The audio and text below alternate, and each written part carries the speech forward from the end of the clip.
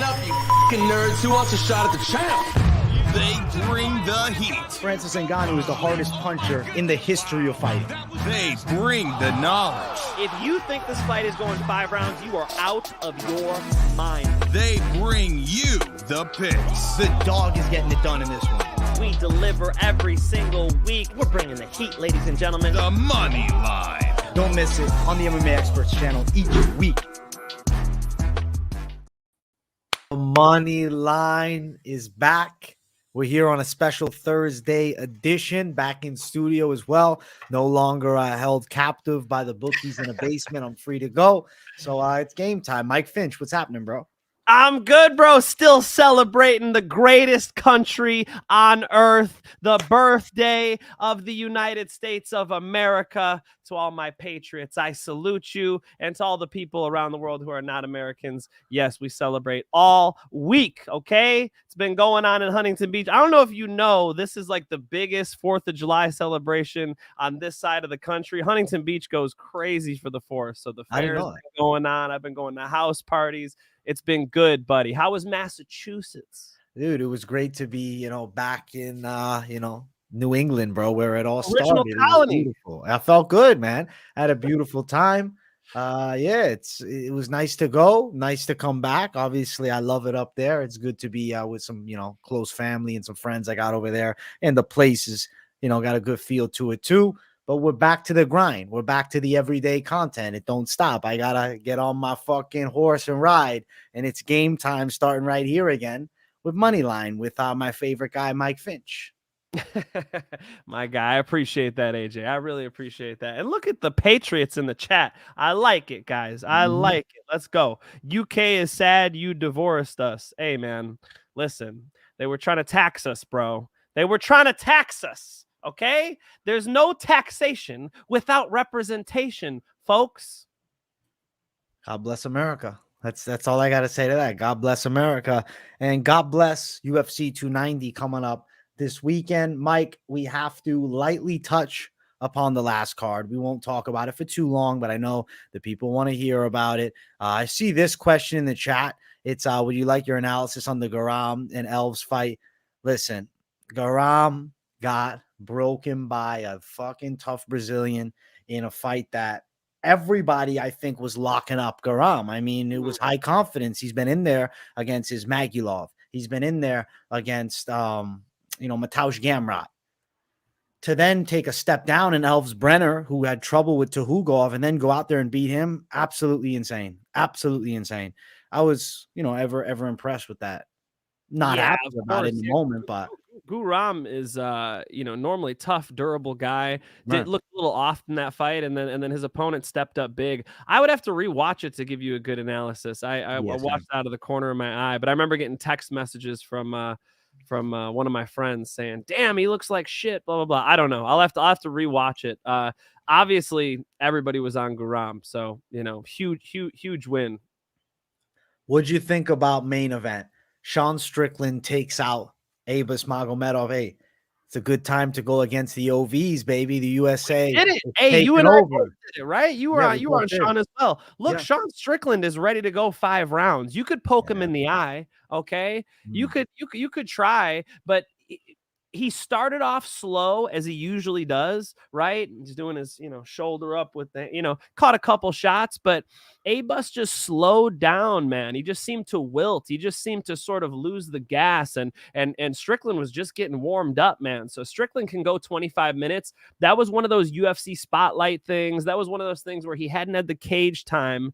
And Abus had a lot of trouble as soon as the first round ended, second round started. You could see him wilt. And Sean Strickland poured it on and got a finish. I mean, Sean Strickland, everybody says, he just pitter patters this and that. Dude, he put it on him for the stoppage in the second round. Pretty impressive by Strickland. I thought physically he looked better than ever. I said that on this show. Like, looking at how ripped he was in the weeks leading up to the fight, you could tell he was ready to go a hard 5. He didn't even need to. Monumental win because it got him on JRE after I've watched about 2/3 of that podcast. I was actually listening to it on the flight home today. So it's interesting to get a real insight on Sean Strickland. If you guys haven't checked that out, I suggest you do. It's quite an interesting 2 hours with Sean Strickland and Joe Rogan. I heard a little bit of it. I haven't heard the whole thing, but I saw one little clip so far. I pay for YouTube, so I got to get my YouTube time in every day. Popped up on the feed. I had to go check it out. Really quick, people are talking about the Kevin Lee fight. Fakhretdinov. Yeah, Fakhretdinov's that dude, bro. Terminated him. I mean, it was crazy. Had to know what they were doing with that matchup, though. We knew it was going to be, a Fakhretdinov fight to win, but I didn't expect, the way that Kevin Lee just got ran over. I don't think anybody can. Perfect shot lands, straight, buckles him, and then he's put to sleep with a choke. I mean, welcome back to the UFC, Kevin Lee. It was no fucking average welcome, Matt. They put on that bitch. That's what I'm saying. On it barefoot and got his fucking feet annihilated. Holy shit. The way he went out, crazy. I mean, Rinat Fakhretdinov is somebody we have to start talking about getting a real fight at 170 because he's looked pretty dominant.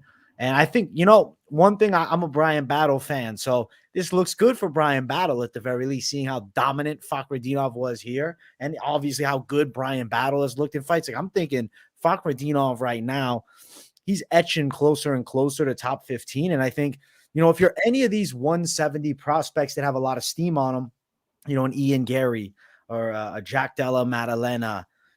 Obviously, we're shooting a little far talking about a Shavkat Rakhmonov, but another I don't think we are a lot. But like, if you're looking at him, he's in that conversation.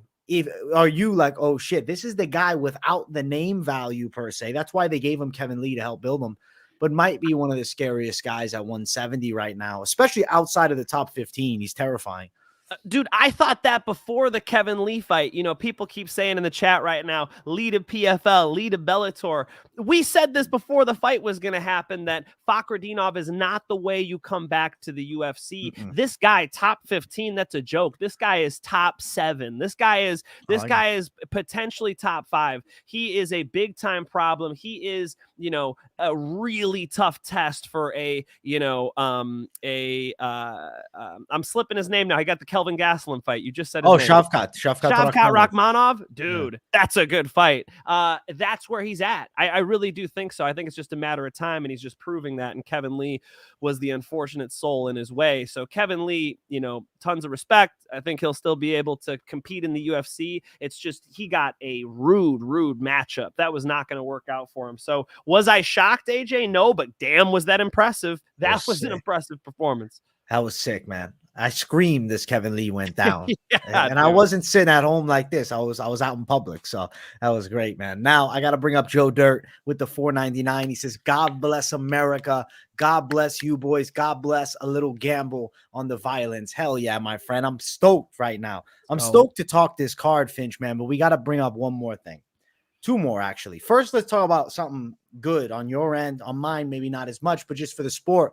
Grant Dawson, he is a bullying grappler. He's kind of a, Dagestani bully on the ground. Obviously, he's not from Dagestan, but that wrestling game, his control, it's honestly incredible. I think he was more impressive against Ismagulov than Arman Sarukian was. Brother, when I saw him ragdoll Marco Madsen, I was like, oh shit. Okay, this is the guy. So yeah, that's why I picked him.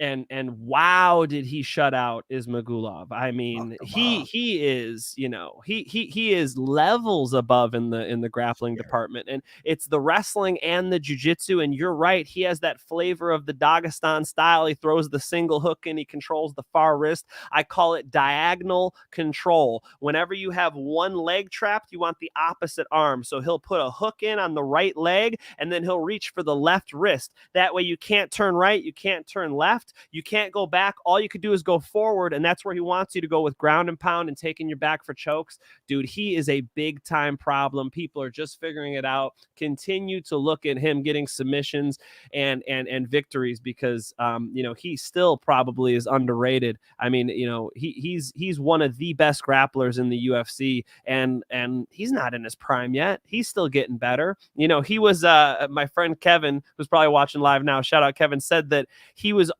somebody asked him about fighting Tony Ferguson. He didn't even want the fight. You know, it's like, that's respectful, because he really is levels above. You know, if they're going to give him these like old school veterans, you know, who are out of their prime, it's like, no, I want to see him get pushed towards the top of the division. That's what he deserves. He's a problem, AJ. Were you impressed? I think him and Arman Sarukian down the line is actually a really intriguing matchup. I like that a lot. And I got to shout out Kevin J, best duo since Batman and Robin. Fuck yeah. Much love. Hell yeah. That's sick. That's sick. Dude. Is he Batman and I'm Robin? What the fuck? Come on, bro. You can be Super Robin. You're gonna be Robin? You is Super Robin. I'm Robin. Super Robin. We'll give you a little push. Listen, we're the remix, my friend. We're the remix. This is like Avengers. I got to be my own hero, AJ. Come on, you can't do that to my ego. All right, we'll boost you up. We'll boost you up, man. Listen, I got to say one last thing about the card. Romanov, baby. What happened to us, Mike Finch? We decided we're sick of him, and then he fucking shits on our salad. He trained. He was fat and he trained. Better. That's different. Yeah, you look better. I don't know. Like, I just feel like, fuck, dude. Blagoy, he looked the usual, and it just wasn't enough. That was just a horrible on both our ends. We both fumbled on that one. It's unfortunate, but it is what it is, man. Romanov showed up. Yeah. Romanov actually did. He showed us that he's capable fighting fat. You know, it's I don't want to beat it to death, but the 30-pound weight gain was jarring and clearly a bad thing until he could show it in the cage, right? Like, you have to see it. You know, we saw like in boxing, Tyson Fury could fight being fat, you know, and you know, again, 30 pounds heavier than the first time he fought Deontay Wilder. Well, we saw the same thing with Romanov. Romanov could actually go 3 rounds. He actually showed that he can move being that fat. So yeah, I mean, sometimes the belly works, man. You guys remember Roy Nelson fought Kimbo Slice? Rampage said he put the moon on him. He put the moon on him, man. You put that belly on top of somebody, that's hard to move underneath. Romanov could incorporate that weight with his style. He just needs to be in shape. You could be fat and in shape. And, you know, I think Romanov showed us that. So that was good to see. But I'll tell you something, though. We were high on Romanov earlier, you know, this past year. Yes. Now, if I told you, hey, Romanov versus Tom Aspinall, he's getting killed. It's like, it's not even a close fight. So we were hyped on him thinking that he could be a contender. I think that as far as the real contenders at heavyweight, he's definitely not there, I don't think, regardless of how good the wrestling is, man. He's just too slow, a little bit with the stand-up, and Blagoy was able to stop a lot of the takedowns. Obviously, there were moments that he was on his back, but I didn't think, Romanov was bad. He showed up. He looked better than expected, but definitely not Romanov the contender anymore. I'm not viewing him as such a thing like that. Right. I think Aspinall would beat him, but you know, heavyweight division, not the most stacked. So potential future contender, you know, we'll have to wait and see. But you know, if he was in a different division, it might be different. But dude, you look towards the bottom of that top 15, like there's room at heavyweight. He could potentially get a title shot one day. I'm not going to write him off here. Right, look at this guy. Hey, what it do, fellas? Fun fact, all featherweight interim title holders became champions. That is a really interesting note. So now I'm very excited to talk about the main event. We'll get to it soon. We'll get to it real soon. We're going to answer this last super chat here before getting into the picks. You've been watching for a few months. Shout out to you for the $10. Thank you. Terratu Pacu. I think that's how you say it. If it's not, sorry. I put a little French accent on it. You know what I'm saying? Yeah, well, what was with that? Bon gamin, you know what I'm saying? Love the content. Keep it up. Parlez-vous français. I had a massive hit last week. Live bet on Lipski's plus 400 in the second round. Sick play. Sick call on Lipski, baby. Right, Lipski to the bank, baby. Much love to you, bro. She's Congrats. A gangster. She did. That was a nice fight. Listen, I told you what's going on, Mike. You said next time you see her, you gotta, you know what I'm saying? Say a little something. What's going on over here, bro? I'll give your number if you want. I do have your cell, so I can pass it along. Cell and we'll make it happen. You just show her the fitness Instagram. I'm telling you. I'll say, hey, AJ just wants to interview you. Show her the fitness Instagram. Wow, that's a big time move. That's big time in Instagram. It's the fit stuff, baby. The fit Instagram. Show that. That's the money move. Because they can't tell on this show. I didn't even know. You didn't even know. I saw your Instagram. Like, oh, AJ's actually jacked. Nobody knows. I got it. You know what I'm saying? It's a different market. That's my not fully personal. Everybody thinks you look like MMA guru under those clothes. Right. Oh man, he's AJ lifts weights. I lift weights, baby. I lift weights. All right, let's get into the picks, Mike. I can chat about the fucking Fitstagram all day long. Let's start it off. First fight of the night, Kamuela Kirk and Esteban Ribovics. So when I dropped the pick for this one, I'm going Kamuela Kirk. He did beat Makwan Amirkhani, which is, a kind of legit win, right? It's a legit win to have in the UFC. And then you look at Ribovics just recently dropping it against Loik Rajabov. Obviously, Loik got really fucked up by Rebecca last time out. Something that I feel like with Ribovics is as aggressive and, I'd say even powerful as he is, I'd say he's fairly inefficient defensively. And it's not that Kamuela Kirk is, Mike Tyson with his hands. He's not Kid Dynamite. But he does have decent striking, and he's, kind of rangy. I don't want to compare him to Conor McGregor, but there was like one moment in his most recent fight where his distance striking looked a little McGregor-esque. Can he find home to the money shots? I'm leaning the decision side. He wins a hard-fought one. I think it's going to be a fairly competitive fight here with Ribovics. I'm not overly sold on Esteban just yet, and I think Kamuela Kirk is a fairly crafty vet. 1-1 in the UFC, still has a legit win there. Ribovics coming in, maybe a little, I don't want to say inept defensively, but hittable. And I'm going to say Kamuela Kirk does touch him up a bit. There's a chance that he could find the money shot, but him coming up from 45, it goes one of two ways. He might come up and fill out and be fucking powerful, or he might be feather-fisted. So that is something that we'll only find out when the cage door closes. I think, though, he can pull this one off in a competitive fashion. Give me Kamuela Kirk, Mike Finch. I like it. Look, it's going to be a good fight. He definitely brings pressure. He's going to bring a good fight. He likes to move forward. He likes to bring the fight. The issue is he's fighting a counter puncher, with Ribovics. I see him landing those counter hooks, man. He kind of sits back and waits for you to come in, pressure forward might actually get him caught.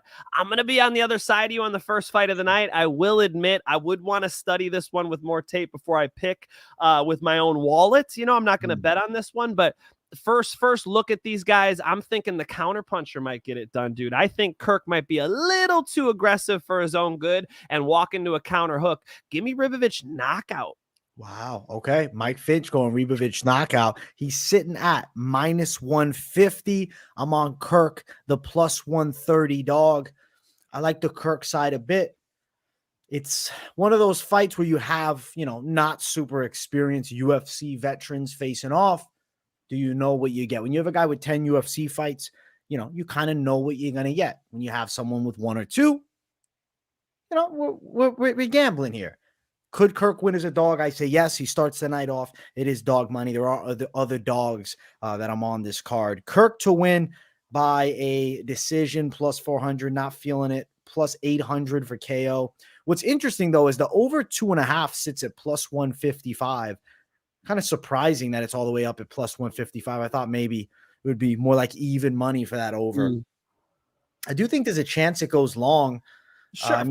Kamuela Kirk, when was the last time he was stopped here? I don't know if it was ever. He was knocked out. Yeah, he was knocked out once. Billy Q did put his lights out back on Contender. Yeah. Billy Q. Come on, man. If Billy Q's putting his lights out, Ribovics has got him. You think so? I guess I'm not sold on Ribovics just yet, man.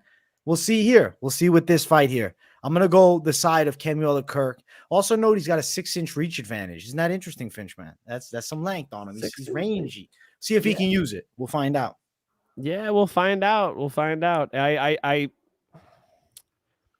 I think he's going to walk into a counter punch is the problem. The 6-inch reach advantage is definitely interesting. That's helpful. In a fist fight, that's helpful, especially because they're in the big cage this time, AJ. Right. That'll allow for more side-to-side movement, get a couple extra steps, but these guys are little too. So that cage is a football field for these guys. Let's go. Me on Kirk, Finch on Ribovics. Let's get to the next fight on the card. We have Shannon Ross taking on Jesus Aguilar. I'm going the side of Shannon Ross to get it done, though I don't think Aguilar is an easy guy to beat. I feel like Ross, obviously, good amount of MMA experience, fair amount of losses too, let's say. He hasn't won under any of the UFC, promotion. I know outside of UFC, Dana White's Contender Series, he took an L as well. Got signed coming in on short notice. Obviously, Clayton Rodriguez ran through him. Clayton's pretty terrifying. Aguilar has the shortest reach in the UFC men's division history, which is something interesting. It's going to come down to really, can Aguilar stop that takedown? Yeah, bro. He's got the 62-inch reach. So he's got short. He's got shorter reach than Lobov, actually, which he had some T-Rex arms, man. 62 flat, bro. 62 flat, short. Now, with Shannon Ross, I like his kickboxing. Am I concerned about him getting put on his back? Of course, in this fight. But I think he could land more significant strikes, could hurt Aguilar in the feet. When I look at the striking, I like Shannon better. When I look at the wrestling, close, but I'm going to lean offensively Aguilar, but it's going to be about the get-ups from Shannon Ross. X factor is Aguilar has a nasty guillotine with those short arms. The way he tangles that neck up is nice. I don't think Shannon Ross is going to shoot that. I watched an interview actually this, previous weekend before I went out of town. So I guess even before then. And I think it was like Tuesday, maybe. Whenever I dropped the full card prediction, it was the day before. I was listening to an interview with Shannon Ross, and he was talking about his matchup with Aguilar. And I mean, I do like that he said, yeah, I'm not really a guy that's going to be shooting in like that to get caught in that guillotine. So if he somehow gets guillotined, then I'm like, this is just, it is what it is. But I feel like he's prepared for what Aguilar offers and can edge him out. It's one of those fights, though. Are you going to bet on a mid-30s flyweight versus a younger flyweight who, I don't want to say doesn't look that good. Aguilar's got wins, but I'm not overly impressed, I'll say, by either one of these guys. I happen to be leaning Shannon Ross by a tad here. I'll go Ross on the cards. Yeah, decision. When I watch Ross fight, I see a guy who's aggressive, throws a lot of punches, but inaccurate, dare I say slow, which is bad for the lighter weights. And Aguilar, faster, more explosive. If you remember when he fought Tatsuro Taira, he dropped him, or at least put him on the canvas with a low kick in the first opening seconds. He came out there, whack, put him down. I mean, he hits with a thump and he's quick. And then, of course, if he decides to grapple, I mean, his guillotines are super nasty. Obviously, Tatsuro Taira got out and I believe armbar triangled him. But Tatsuro Taira is another beast on the ground. Ross doesn't want anything to do with the grappling. Ross is going to try to pressure box him, and I think Aguilar's seen that before. So I think Aguilar can deal with it on the feet. Even if he's getting pressure boxed, I think the counter ability of Aguilar is going to be good. His legs will get there. I don't know about a good kicker, but at least a powerful kicker. And, when they grapple, it's all him. So I'll go with the better grappler, the guy who's faster, the guy who's more explosive. I think Aguilar's got this one.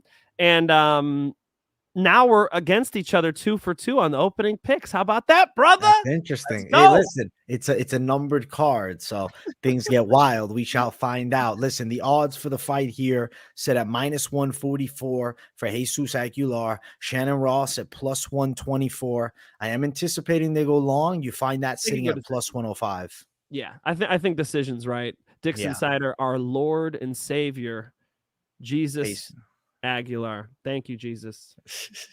Aguilar. Listen, we're on the opposite sides of this one, Mike, but I like that we found the middle ground of that over, especially sitting at plus money too. I don't think it's awful. I think it is live. I think it's there.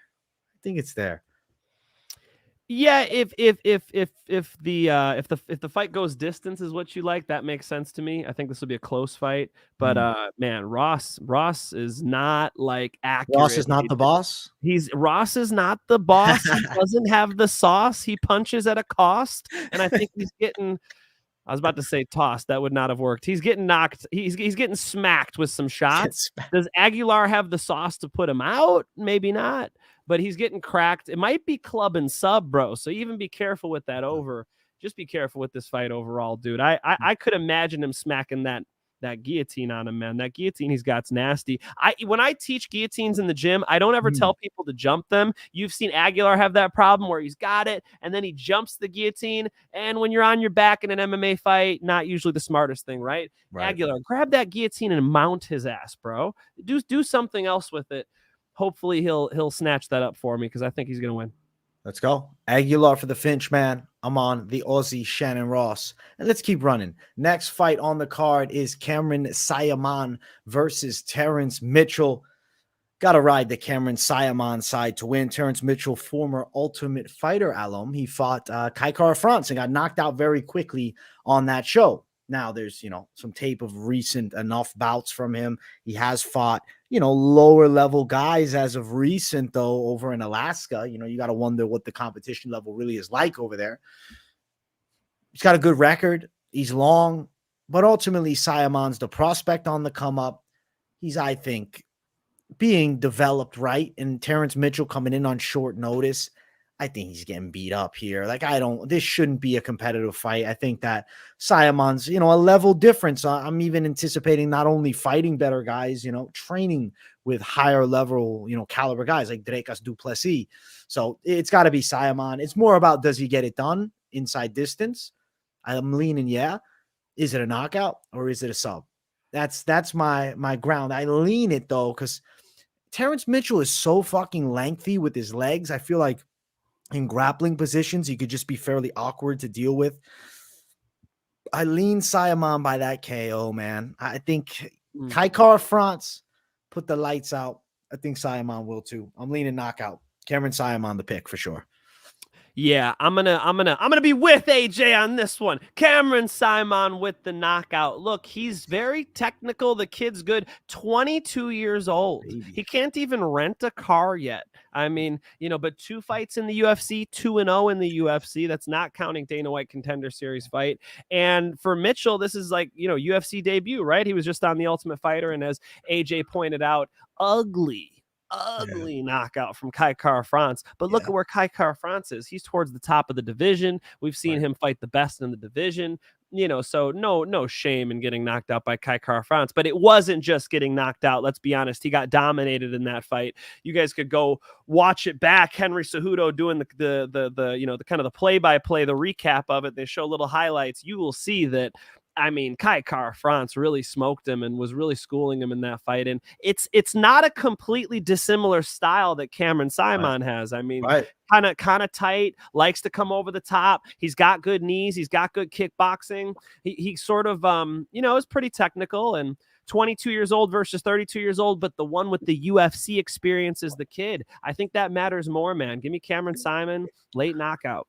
Yeah, Cameron Saaiman, the A side. As far as the odds, he's a minus 550 favorite. So, not the juiciest value, but he deserves to be that large of a favorite. I think it's going under at minus 175. I have to lean the under at this point. Saaiman by KO is going to be where I'm really at. It's minus 140 for that. I do believe that's going to happen. It is Terrence Mitchell on, you look at his record, it looks great. You look at his stature, it looks impressive. But ultimately, when you dig into the recent wins, I mean, fighting guys that are, 4-1, 4-2, 4-0 in the past year or so versus Cameron Saaiman, taking on Mano Martinez and winning a hard-fought decision, who's 10-3. Steve Kozlow, who was 6-0. Josh Wang Kim, not a great record at 5-1, and we really start digging back. But 3 guys that are in like the ringer of fire as far as where they're fighting at versus Terrence Mitchell.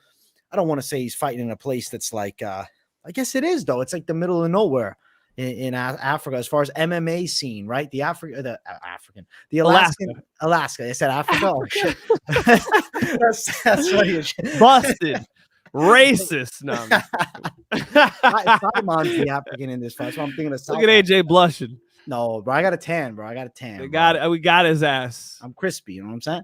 Listen, Terrence Mitchell, he's up in Alaska. He's riding snowboards and throwing up triangles in jiu-jitsu class, kicking ass in Alaska, but he's going international with this one, and I don't think it works out well. Saaiman by knockout. Saaiman by knockout. I'm doubling up with AJ. Let's go. Let's go, champ. Next we fight. We got to go Trader Mike, AJ. Shout him out. Where is he? Where's Trader Mike? I didn't see him. He gave us $5. He deserves it. Hey, my guy, Trader Mike for the $4.99. Hey, bro, sorry to do this, but can y'all shout out my girl, Adriana? Adriana. Mike Finch will sing it to you. Listen. Come watch Moneyline with Trader Mike. I'll be here and I'll grab the mic and say, hey, what up, Adriana? Thank you for tuning in. We appreciate it.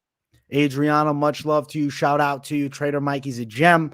And, give him all the love that you can. He deserves plenty of it. You know what I'm saying? He deserves plenty of it. Mike Finch, next fight. Vitor Petrino versus Marcin Prachnio. I'm not schooling this girl, Don, okay? Calm down, bro. People thinking I'm jacking ladies out here. No, Don, I'm not, okay? I'm a married man. Adriana belongs to the other wrong Mike. Sorry, wrong Mike. Listen, this fight here is Vitor Petrino versus Marcin Prachnio.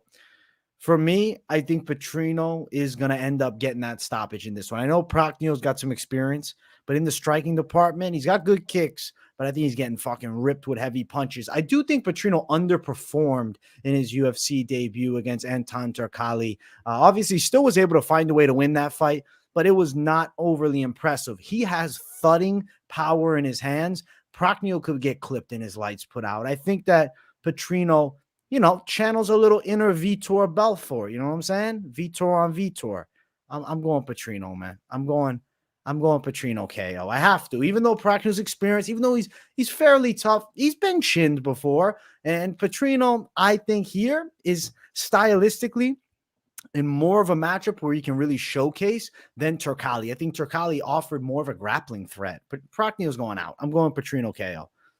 Yeah, Prachnio got knocked out by Smiling Sam Alvey in the first round. That's crazy, right? That's not good. All right. When you're fighting fucking Petrino, who packs a shot. I mean, Petrino wins by knockout half the time, So, yeah, this one, not the right stylistic matchup for Mr. Prachnio, who does have trouble getting out of the way of punches, just not the best head movement we've seen, not very cerebral. And I do think he's going to get clipped. Give me the Brazilian. Yeah, Petrino by KO is the A side. Odds are a little bit wide, minus 225, but, that's, I guess, not horrendous. It opened at minus 275. So, some people like maybe the Prachnio side, but besides the kicks, man, I don't think there's a lot to like here for him. I think he's getting his lights shut off. KO is ugly, bro. Minus 160 for KO. Yeah, that's a nasty tag. Minus 225. Under is minus 140. Under 1.5, not 2.5 though. I like Petrino by KO. I think the hands are heavy. I think the stylistic matchup and the UFC jitters will be off. And we got a big cage too. So I think that will play into the, heavy-handed savage of Petrino here. I'm going him by KO. Madav G. Where apostrophe S. You're looking for where are Mike Finch's Ray-Bans? He's asking. And then Lushlow Maine in the last one. He left them on Adriana's nightstand. Savage. Okay, That's look. funny as You shit. guys ever see the Snoop Dogg meme where it's da da da da da, he's smoking the joint and the sunglasses coming when he's a gangster? That's what I got today. I got the. Can you see out of those? I gotta say some gangster shit before I put these on, though. You know what I mean? I gotta drop a one-liner before I put these on. Can I see? No, it's like the Kanye West glasses. I can't see shit right now, dude. That's fucking hilarious, man. They look nice though, man. It's a stylish look, Very swaggerlicious. Are we throwing glasses on? Do I got to throw a pair on? It was just because these guys are asking. All right, is that the move? Bada, Shit, bada, I have to mix bada. these It's up. I the literally can't see motherfucking shit. AJ. Let's go, champ. Maybe Let's one go, up champ. AJ. Maybe one up AJ. Hold This up. guy's throwing 2 pairs of glasses on. Hold up. I Listen, had to one up. you You, won bro. the Aviators? Oh man. Is this wrong? I got Hold more on. options. You No, want to they see look the good. options? Let's see the options. Bring them out. Hold up. Mike Finch's glasses. Let's show These them are the off, old man. schools. All right, these are like high school. Those are fun. Those are fun. They're too youthful for me right now. I'm 30, bro. Once you turn 30, you can't wear these anymore. Throw You know those what I'm out. saying? That's it. Send them my way. It's over. I don't know if the yellow goes. I was thinking the yellow might not work. I feel like it would look good if you had a nice collar. You know what I'm saying? Yeah. No, we had it, bro. We had it. Move along. Let's see. He's a gem. Look at this gem to society. Look at this guy. Mike Finch with the fucking A shades. Listen, bro, I'm gonna have to buy myself some Ray-Bans or something. Gotta come more classy. You know what I'm saying? You might do well too, my friend. Look, I actually have a prescription.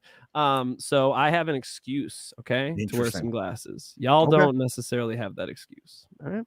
All right. Petrino by knockouts, the A side. Let's jump to the next one. It's Tatsuro Taira versus Edgar Cháirez. Tatsuro Taira is a pretty dominant pick here for me. I know Mike Finch last time out before we didn't get to see it, but I know you were on Clayton, which I respected that call. And I was actually stoked for that fight. Unfortunately, it didn't happen because Clayton's a bantamweight. They can't make 25. Cháirez coming in. Tough guy. Yeah. Can strike, can grapple, Mexican heart. But I don't think he's going to be able to keep up with Tatsuro Taira on the floor. And I think, unfortunately, he's going to be there and the submission is going to open itself up, man. I'm on the Taira train, man. And I'm riding it all the way to the fucking bank at -1,000. Let's go, Taira. Taira by sub. -1,000? Is that real life? Dude, the odds right now, we're looking at -1,100, actually. Whoa. Holy moly, dude. Cháirez isn't that bad. He's got nice triangles off of his back against the other Mexican talent. He's, sharp with jiu-jitsu. So I think against Tatsuro Taira, it'll at least be like he'll have a response, I don't think he's just going to get smushed. And on the feet, he's better than Tatsuro Taira. He's dangerous. He throws knees, elbows, punches. I mean, he'll mix up combinations. He'll hurt you with his hands. He'll come up the middle with a knee, throw an elbow over the top. He's dynamic, at least. I have seen him load up a little bit, which I don't necessarily like, but he's got cardio. He's scrappy. He's kind of a got a little bit of that wild Yair Rodriguez in him. Tatsuro Taira is better at jiu-jitsu. I like the UFC experience. Of course, I've got to pick Tatsuro Taira here. But at those odds, AJ, I think you might bust a parlay with this one. Listen, this is also an interesting note, and I spoke upon this, the weight cut being, not long from one another to 125. Because of the age of a Tatsuro Taira, as young as he is, I think he's going to be fine. Let's say he was 33, then it's like, oh shit, that's crazy. You're saying about 30-year-olds, bro. What are you trying to say? Listen, Mike Finch, if you cut weight right now, is it the same as when you were 18, 19, 20? I'm in my fucking prime, AJ. I am 30, okay? You know what's old? 50, all right? 30? 30? Yeah. No, you can cut weight at 30, bro. All right. So you think this won't affect him then? As a guy who's cut a lot of weight. I mean, of course it has a effect, but so does I remember Dan Stigen was going to fight Wonderboy Thompson, and he told me the night before his coach was in the room next to him partying with his girlfriend, and so they were playing loud music, and I'm not even gonna give you all the details, but the shit was going on next door. He couldn't sleep for shit, so he had bad sleep. He goes out there the next night and gets knocked out by Wonderboy with that beautiful question mark kick. That was against Dan Stigen. Okay, so things affect people. Of course, it'll be an effect. Will it change the outcome? I don't think it'll be that much of an effect. It could potentially make it harder for him as the fight wears on. You guys know how weight cuts affect people. So, and Tatsuro Taira is pretty big for the weight class. Remember when he fought that little Mexican dude we were just talking about? He looked way bigger. So yes, it could potentially affect it. It doesn't mean that he's not going to be better at jiu-jitsu, though. He probably gets that rear naked strangle or an arm bar or wraps something up early. I don't know, man. I just don't think he's that wide of a favorite, AJ. Would you tell somebody to bet on this? No, you're not money lining it. You're not even playing the -250 sub prop. Yeah, it's an ugly call. And I got to answer this. My guy, he says, AJ mentioned honoring the Shui bet. My man, the Shui bet was on Tafa. We got a no contest. I'm not shooing it for that. We don't know what would have happened. We don't know what would have happened. So as of right now, my slate is clean because I didn't lose that one. And can we talk about that eye poke? Have you ever seen an eye poke that deep? That was disgusting. So. How dare the referee be like, take your time? You take your time. He just tried to gouge my prefrontal cortex out, dude. Right. His entire finger was all the way inside of the eyeball. That was a really nasty one. They need to call those. When somebody back in the day, when you said I can't see, that meant stop this fight. Nowadays, people are saying I can't see. They're like, think about it. Hey, you got 5 minutes. Think about it. Think about it. If somebody says I can't see, that means end this fight. Right. Don't do it to these guys. Don't make them fight with one eye. They should have stopped that fight earlier. Immediately. And that was a nasty, nasty eye gouge. And so, no, you don't get a shoe. No, you don't. Fuck no. Thank you, Mike Finch, for backing me up on that one. My guy. No shoey. Taira is the call. But yeah, I agree with you, bro. These lines is crazy wide. Obviously, some more steam on the Taira hype train, add on short notice, Cháirez. So I guess, it's expected that Taira is going to win. It's actually at a catchweight 130, just something to note, even though it's technically listed as a flyweight fight. I got Taira. Cháirez, tough motherfucker, but, I got Taira. Cháirez, tough motherfucker, but Taira pulls this one out. The hype train continues to move on up. Next fight is a rematch between Alonzo Menifield and Jimmy Crute, and I'm riding the Jimmy Crute side, even though he was dropped on his ass a couple times last time out. when he did get a hold of him later in the fight with the wrestling, he was able to look good. He needs to get on this fucking wrestling early. Jimmy Crute has a really bad habit of falling in love with striking and getting his ass fucking chinned. Alonzo Menifield's heavy-handed, and he looked dangerous in that first fight. And I know it was a draw because Menifield grabbed the cage and, obviously lost the point. I think Jimmy Crute needs to bring the wrestling singlet. I'm hoping he's wearing one under his fucking shorts. You know what I'm saying? I'm going Jimmy Crute if he's able to go out there and out wrestle him. Not one of my favorite picks ever. I think Jimmy Crute, there's a chance he could get on Menifield's back and strangle him. He's got the submission skills. He's got the grappling game. But Jimmy Crute, it just seems like the puzzle pieces are there, but there's just a lot of issues putting them together. I really feel like if he can put the fucking wrestling together, get on top, the dude's really good on the ground. I like his game. So the prospect skill set, I mean, he's a young guy. Jimmy Crute right now is how old? At light heavyweight. Let's bring it up. He is 27. So at light heavyweight, he might as well be fucking 19. Right. He's 8 years younger. Menifield's still heavy-handed and tough as they come. I'm going to pick Jimmy Crute. Not calling that the fucking lock of the year, though. What do you think, Finch, man? Yeah, look, it's a dangerous fight for Jimmy Crute. His people are criticizing his chin. I criticize his fight IQ. Jimmy Crute, don't bang with Menifield. Quit punching with your chin up in the air. Don't be, going for guillotines and falling on your back. Stay on top of this guy. AJ, you hit the nail on the head, which is that it's not jiu-jitsu. It's not striking. It is wrestling. If he does wrestling in this fight, if he decides to push Menifield into the fence, rip those legs out from under him, work like a Dagestani, put the single hook in, ride him out on top, use ground and pound. That is how he wilts in Alonzo Menifield. Put some blood in those muscles, get him slower, and then the takedowns will come easier in rounds 2 and 3. That's the right way to approach this. If he approaches this like, okay, we're going to bang a little bit, and we're going to wrestle a little bit, we're going to do some jiu-jitsu, I'll try to jump that triangle, that's how he gets messed up, man. Even in the grappling, it's like, don't jump a damn guillotine against Alonzo Menifield. Even on top, ground and pound, Alonzo Menifield can knock you out. The dude is a powerhouse. Just look at him. I mean, the guy can turn his hips over and knock any human unconscious. Jimmy Crute doesn't have to have a bad chin to be KO'd in this fight. So it's a risky bet, but come on, man. Jimmy Crute was out grappling him. You guys saw the first fight. It's the rematch that, we didn't need, but here we are, and we'll enjoy it. So, I think it was a fence grab is why the last one was a draw, right? So, let's say Crute out wrestles him this time. He just needs some simple adjustments.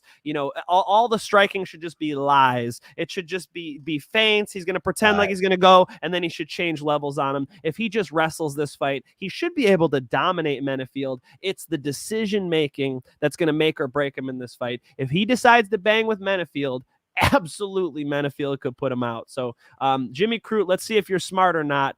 You're a young 27-year-old man. Hopefully you got good coaching, and hopefully you do the right thing in this fight. If he does, he's shown that he has a way to win. It's by getting on top. And we got to say thank you to our guy, Michael Bowman, in the chat. Top G, my guy, Michael Bowman. He says, welcome home. Hope you both had a fantastic fourth. My brother, Michael Bowman, I hope you had a fantastic fourth as well.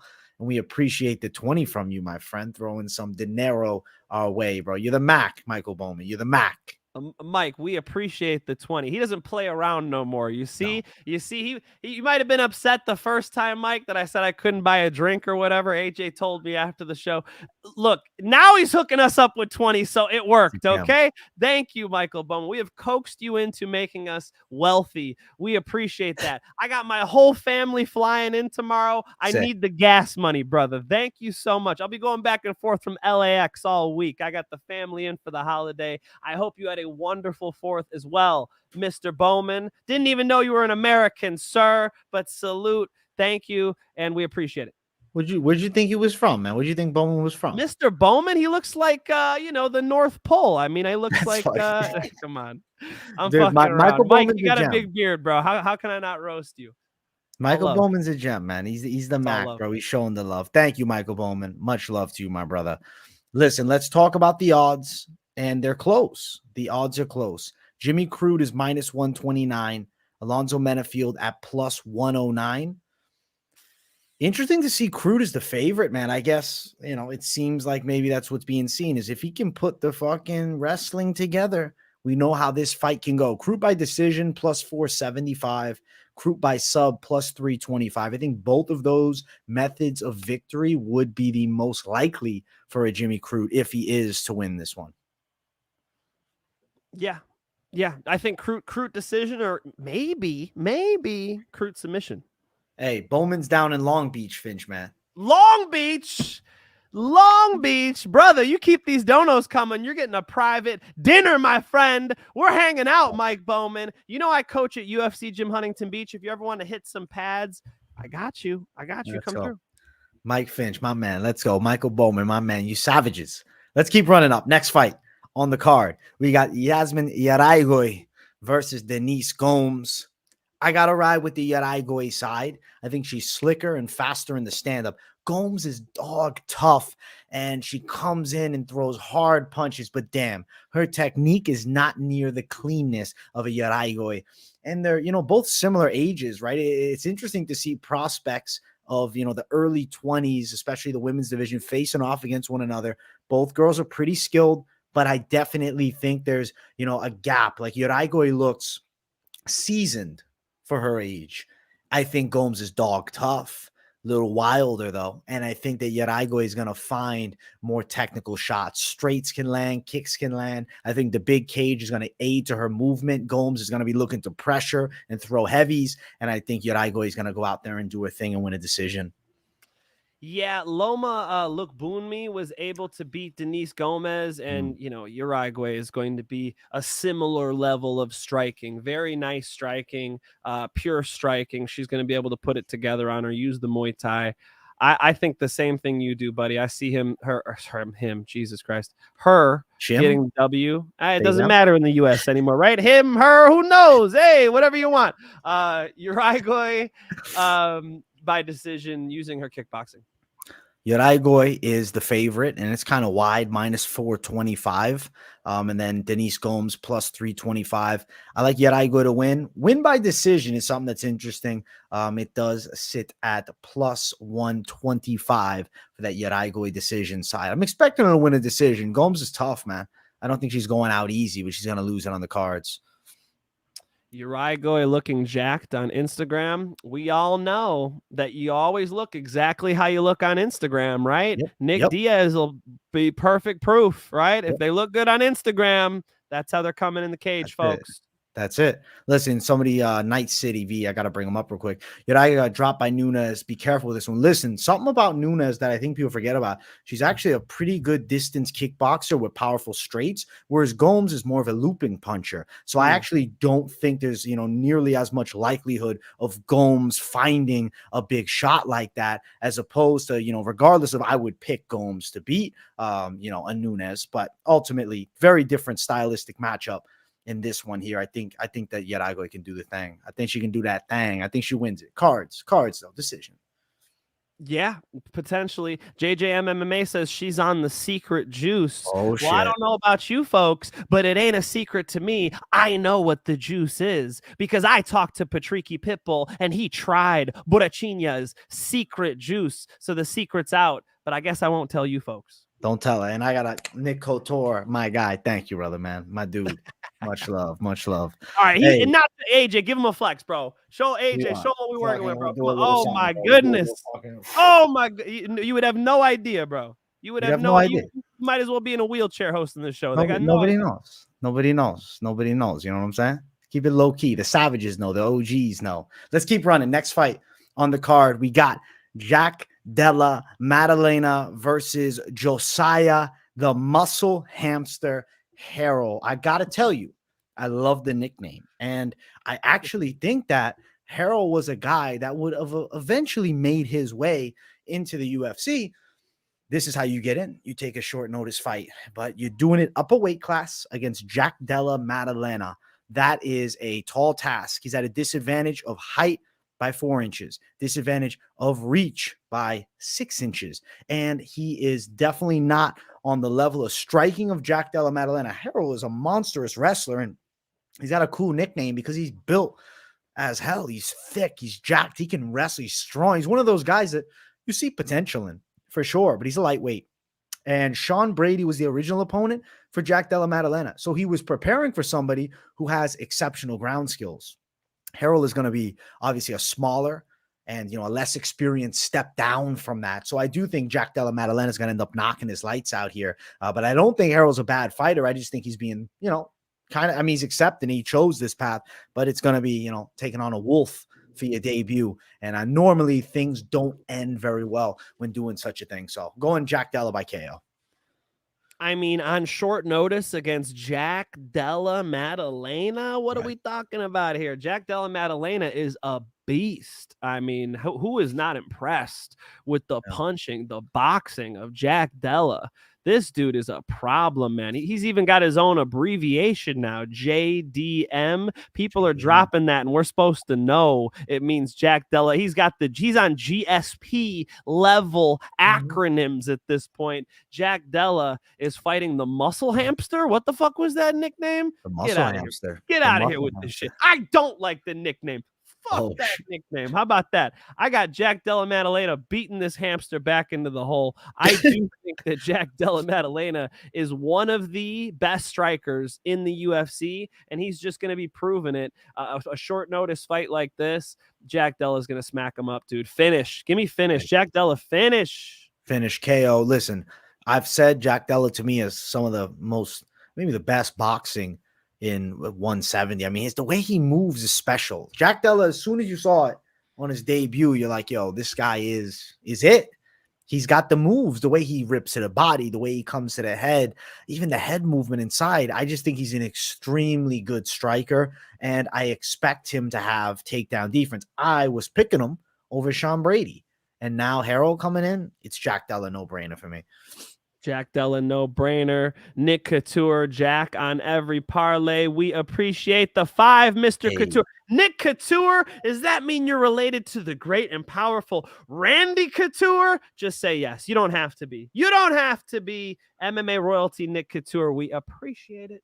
Thank you, Nick Couture, my brother. Thank you, man. Thank you, my man. Much love to you, bro. Justin, listen, it's true. It is true. Yeah. Bruce Buffer's fucking son right here. 10-1. Jack Della Maddalena is minus 1,000. He's a huge favorite. Jack Della by KO here is minus 300. I think he gets the knockout. Let's try to round pick it. Mike Finch, first round knockout for Jack Della, minus 185. He's probably getting the first round knockout. But if somehow Harold survives to the second, plus 550 for that second round KO, you got juicy plus money. If you go to the second round, you'd be cashing big. I hate this round shit. You know me. Oh, I hate it too. I've been burnt on these round picks, bro. Yeah, Jack Della Maddalena does like to finish people in the first round. He knocked out Randy Brown in the first round. He knocked out Danny Roberts in the first round. I mean, all through the UFC, they've all been first round knockouts. Why would it stop here? You got to go round 1. Round 1 knockout, the official call for us both. JDM.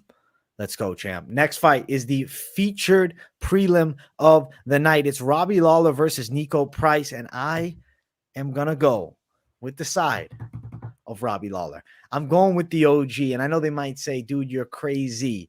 Let me talk about Niko Price for a second. I think if there's someone that is slow enough and hittable enough for a 40-something-year-old Robbie Lawler to land on, it's Niko. Now, note that Niko Price is dog tough.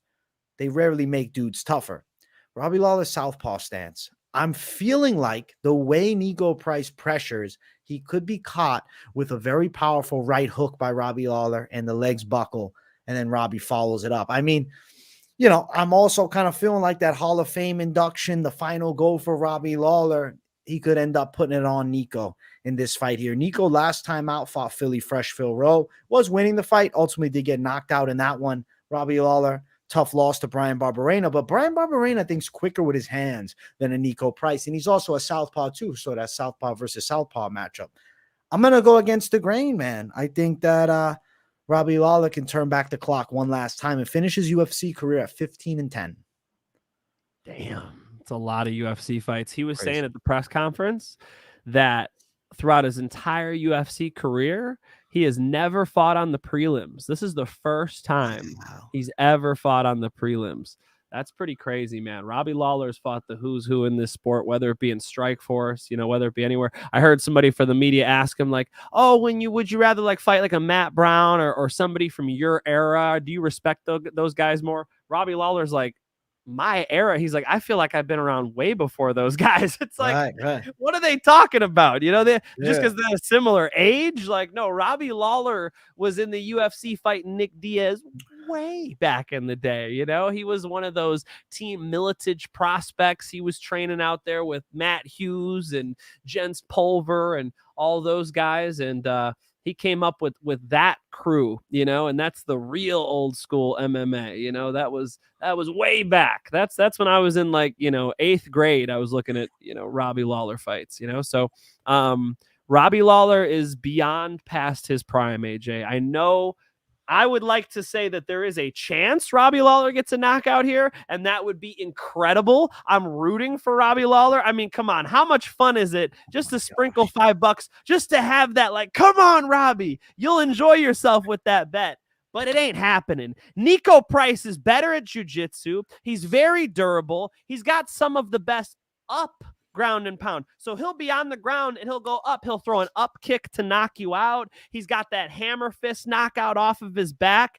Him and Yair Rodriguez are the two best fighters at striking off of their back. So even if it's a good night at the office for Robbie Lawler and he does drop him, Robbie Lawler doesn't have a lot of just one punch clean KOs. He has a thud, a thump behind his shot. He puts you down. And then what's he going to do? Climb into a guard that's way too good for him? This guy's Niko Price is much better at jiu-jitsu. His ground and pound off of his back is nasty. Could he have a third strike from the bottom knockout? Honestly, Robbie Lawler would be the candidate for it, man. I think Robbie could potentially come in with ground and pound and get up kicked in the face, hammer fisted in the face. I know that's a crazy pick, but I also think submissions live, and Robbie Lawler's been slowing down, AJ. In the third round, Robbie Lawler is wilting, and I do think you cannot do that against a durable Niko Price who's going to be game for him. He beat Alex Oliveira last year, right? 2 years ago, 2021.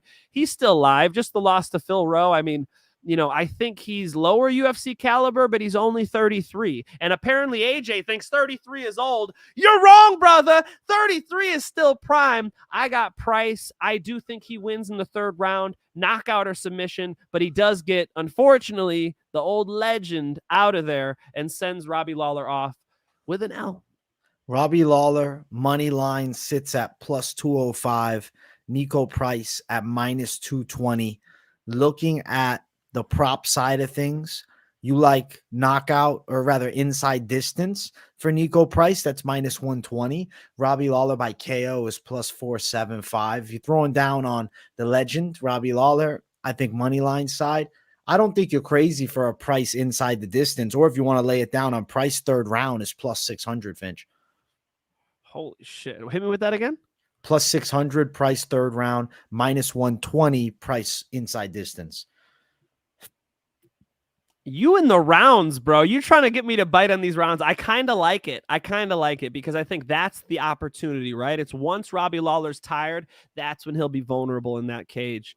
Yeah, I think Niko Price third round, buddy. With that being said, let's give old Gander at the record here. He likes to win some decisions. He got that up kick against James Vick in the first round.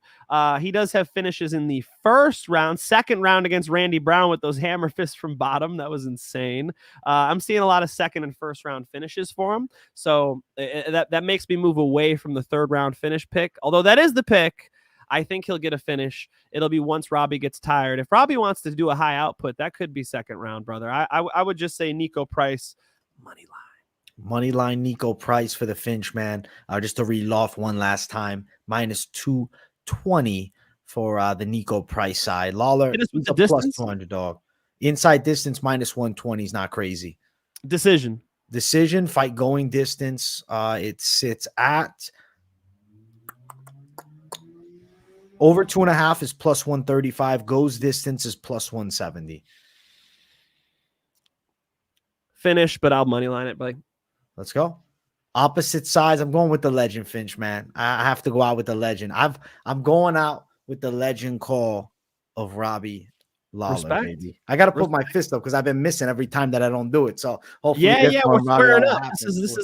We'll do the old school, bro. What is it? The fucking John Sullivan, Irish? baby. Yeah, the Irish style. You want what is this, like Notre Dame mascot style? Yes. know? Little Irish style. You know what I'm saying? I like it, buddy. We got the money main card though. We got main card right now, and for the people watching, over 270 people, we appreciate you all. Smash that like button for us, and if you're new, subscribe. I just hit 17,600 subs. Moneyline Thursday is popping this week, Mike Finch, the special edition. If you're not a normal watcher of the show, we rock it on Mondays. You can see it right in the corner, Moneyline Mondays. So stick around every Monday with us, 8 p.m. Eastern time. But obviously, special time this week because I was out of town. This fight right here starts off the main card. It's the Bo show. It's Bo Nickal taking on a pretty dangerous Woodburn. I was going to call him Valentine Woodburn, but it's Val Woodburn. I like Valentino Woodburn. You know what I'm saying? I had a little Italian to him. I think Bo Nickal should definitely win this fight, but I want to bring something up. Woodburn is short, man. 5'8". He's built like a freight train, and he hits hard. He's got a big right hand. If Bo Nickal somehow couldn't get him down, is it impossible for a wild knockout on the Woodburn side? Because Bo Nickal's money line is sitting at minus 2,500. Woodburn is a plus 1,200 underdog, and they dropped the knockout prop for Woodburn, and it is plus 2,500 for a Woodburn KO. So $10 is going to make you 250 on a Woodburn KO. That's absolutely crazy. Nickal should win. Nickal should take him to the ground and beat him up and submit him. It should be one-sided. But just, if we've seen weird stuff like this with great wrestlers in Bellator, Mike, where these huge favorites get chinned on some of the prelims. Obviously, Bo Nickal is different than that, but it's not impossible. In the fight game, these weird situations have happened where there's no chance, but there's always a chance when, a fist flies. I'm going Nickal, first round sub. But Woodburn by KO at plus 2,500, I think I'd be dumb not to throw $5 at it. You said 10. Woodburn sub? Is that what you just said? Woodburn KO. I'd be dumb. I said KO, of course. Yeah. I just misheard you. Bo Nickal is one of the most decorated college wrestlers ever. So coming into mixed martial arts, he has a lot of hype about him. He went directly to a phenomenal team over there at ATT. And I know one of Bo Nickal's sparring partners. And what one of Bo Nickal's sparring partners told me, and this is a direct quote, is that he's still green. Okay. And what that means to me is that you can still punch Bo Nickal in the face. And with little tiny gloves on, at odds this wide, I'm going Woodburn. I think Woodburn could potentially knock Bo Nickal unconscious. AJ said one thing, that he's short. That makes it so the wrestlers have to level change more or clinch up with you. If they want to clinch up upper body, you can swat your way out of that. Boxers have shown how to do it. Wrestlers can do it using underhooks and shucks. You can get the person off of you, land big punches. Woodburn has big power. I do think there's a potential he knocks Bo Nickal out. Bo Nickal said it himself at the press conference. He does not like taking these short notice fights. He said he was considering not taking this fight. He wasn't, Conor McGregor style, I'll fight anybody, I don't give a fuck. No, he was up there saying, I was thinking about not taking this fight. I like to be calculated. I like to study my opponent. I don't normally do this, but my team was down to do it. You know when else this happened to ATT? They had Olympic wrestler Mahmoud Sebi take this guy on. Same type of ridiculous odds. Mahmoud Sebi got finished in the second or third round, mounted TKO, gassed out against this kid. And the kid got the win. I should give the kid his shout out by his name. I'm forgetting him. He's going to hate this because we're like friends on Facebook now. But anyway, you guys can look that up. Mahmoud Sebi.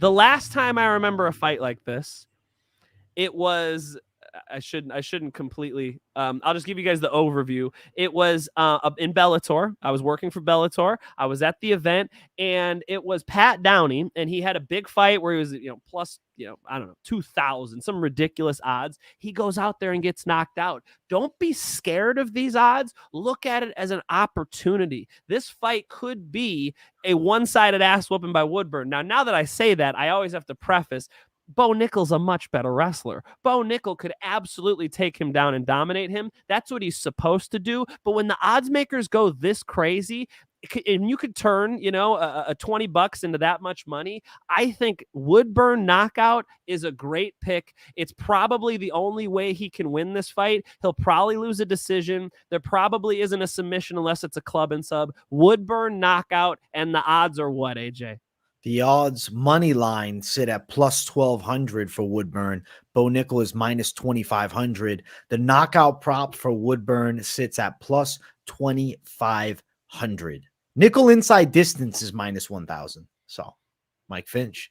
Piggy Bank goes, shut up, sunglasses. We both have sunglasses on. Dummy. All right. Kevin dropped in the 20. I saw him. What up, Kayvon? Let's go. No amateurish fighter should be minus 2,500. It is all because of the name. Kevin, I agree with you 100%. I told you that earlier today when we kickboxed, because you know what? I think that just the short amount of experience Bo Nickal has not prepared him to take on all comers like this. He's taken this on short notice. He's going to have to rely on the wrestling. There's going to be risks involved, and the odds are too damn wide, AJ. Mike Finch going the Woodburn KO call. I love it. I love where you're at. Listen, I said it earlier. Why not a few dollars for a chance of so much? It's a lottery ticket play. But you know what? If Woodburn chins him, the world's going fucking mad. That'd be crazy. And Mike Finch would have the biggest underdog call of all time. We'd have to get you a plaque. Mike Finch, you'd have to stand up and say it to the world. I called the biggest underdog ever. So if this happens, Mike, it goes down in the history books for you. I'm gonna have to lock it. I'm gonna have to lock it at this point. You're a menace, Mike Finch. Look. You guys. Don't go put your house on it. That's not what I'm saying here. I'm just saying the odds are wide, and you should consider that Bo Nickal is not this super, complete fighter that people make him out to be. He's definitely a quick learner. He definitely has done, a lot with the jiu-jitsu aspects. I saw somebody saying that Woodburn by submission might be decent or something. No, because Bo Nickal is better at jiu-jitsu as well. Bo Nickal really does train off of his back. He's got a good triangle. He's shown us these techniques, but on the feet, I got a feeling somebody's going to sleep him. Is it Woodburn? Maybe not, but at these odds, I think I might have to take a stab. Listen, our guy Team Floppy Ears, he's saying it, gentleman's bet, Finch, man. $5 says Bo doesn't get touched. So if Woodburn lands one punch, you got a Venmo at Mike Finch MMA $5. I'll take that. All right, Mike Finch making the gentleman's bet with Team Floppy Ears, bro. I'm not in it. And we got another one. DK plays. You're a madman. I'll donate 10 if Bo loses, but when he wins, you got to slam 3 back-to-back bongs. AJ, deal. Listen, I'm not taking it. I'm picking Bo Nickal, guys. I'm picking Bo Nickal to win. I think he's going to take him to the ground and probably smash him and sub him. But I'm agreeing on the Finch side of the knockouts possible. I'm thinking maybe a few dollars for huge plus money. Mike Finch, he's seeing Woodburn as that guy. He thinks he's going to end it. I like it, though. I like that you called that, Mike Finch, because you know what?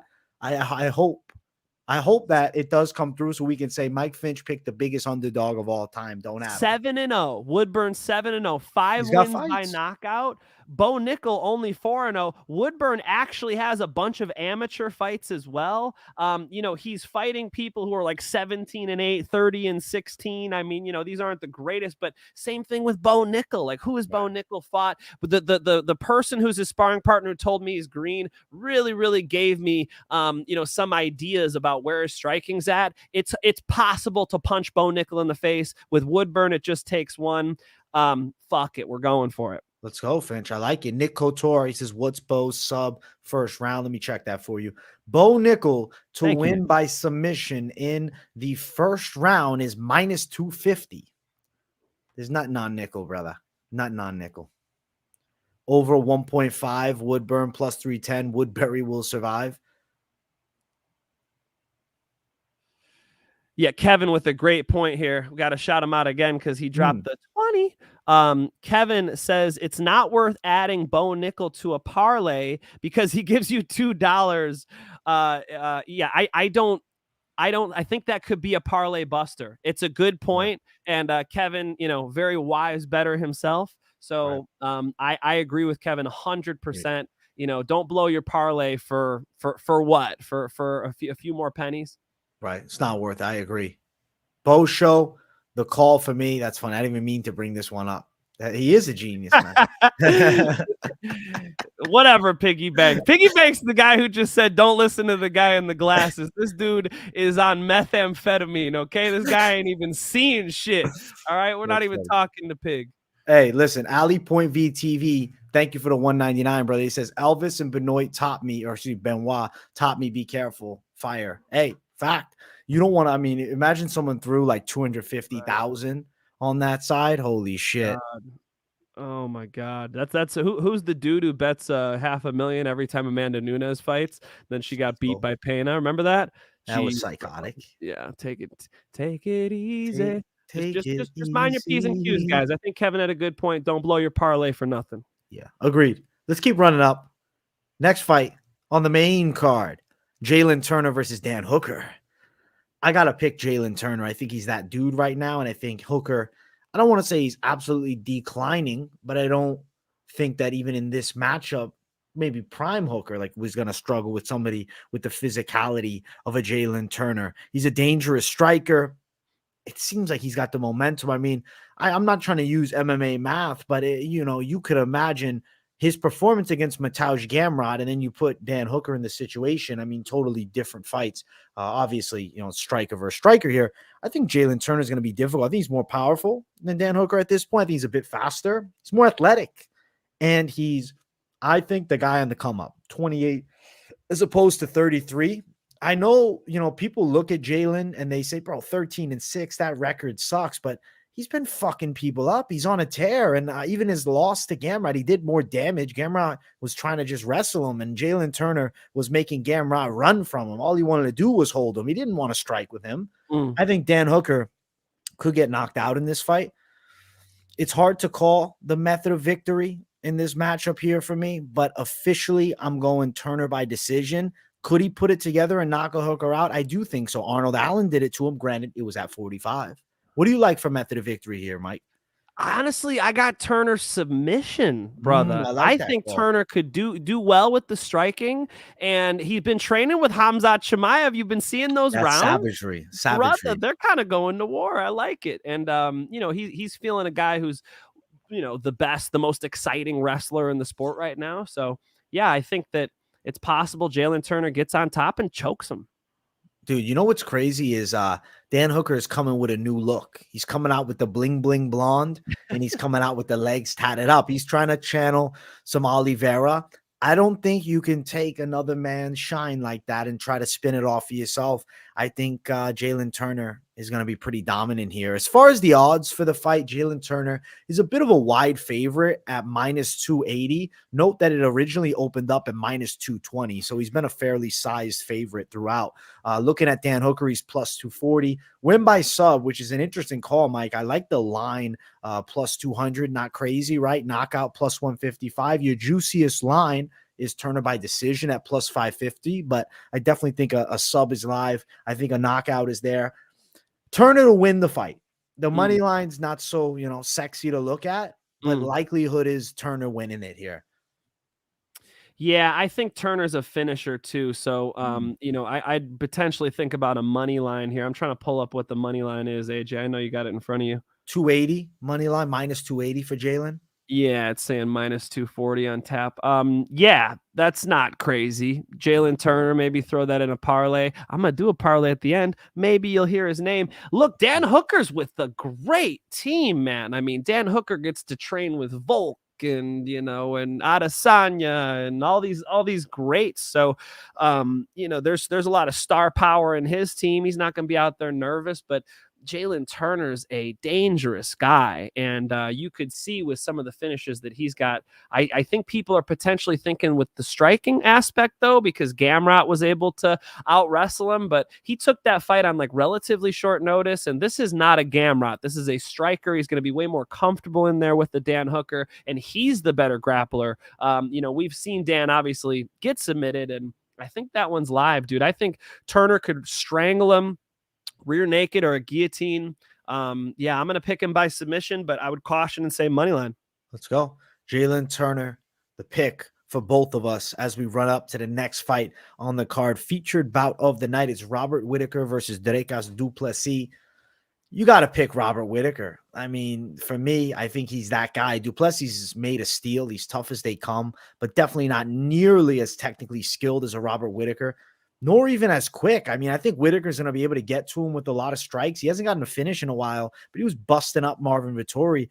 I could see Robert Whittaker knocking out a Du Plessis here. Du Plessis is good, and he's strong, and he's tough, and, he can bully certain opponents like Darren Till.